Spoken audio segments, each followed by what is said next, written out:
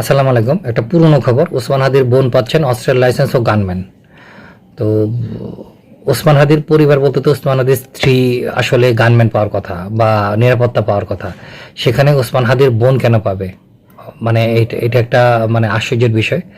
তো যাই হোক, ওসমান হাদির বোন যদি পায় তাহলে ওসমান হাদির ভাইও পাবে, ওসমান হাদির শ্বশুরও পাবেন, ওসমান হাদির পরিবারের সবাই পাওয়া উচিত। কারণ বোন পেলে, কারণ আমরা জানি যে পরিবার বলতে প্রথম যেটা বুঝে স্ত্রী সন্তান, তারপরে হচ্ছে যে ভাই বোন, তারপর ভাই বোন বাবা মা যেটা বলি, অথবা স্ত্রী সন্তান বাবা মা, তারপরে ভাই বোন আসে।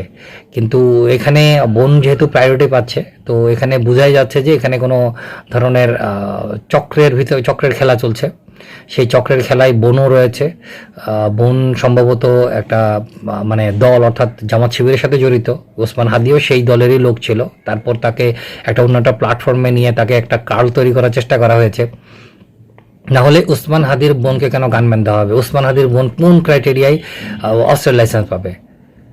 হ্যাঁ, অবশ্য একটা নতুন ক্রাইটেরিয়া তৈরি হয়েছে, যদি কেউ নির্বাচনের প্রার্থী হয় সেক্ষেত্রে সে অস্ত্রের লাইসেন্স পাবে।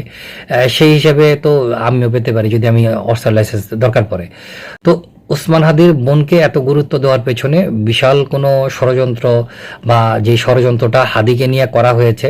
ওসমান হাদির বোনকে কেন গানম্যান দেওয়া হবে? গানম্যান দেওয়া হলে ওসমান হাদির স্ত্রীকেই গানম্যান দেওয়া হবে এবং তার সন্তানের জন্য গানম্যান দেওয়া হবে।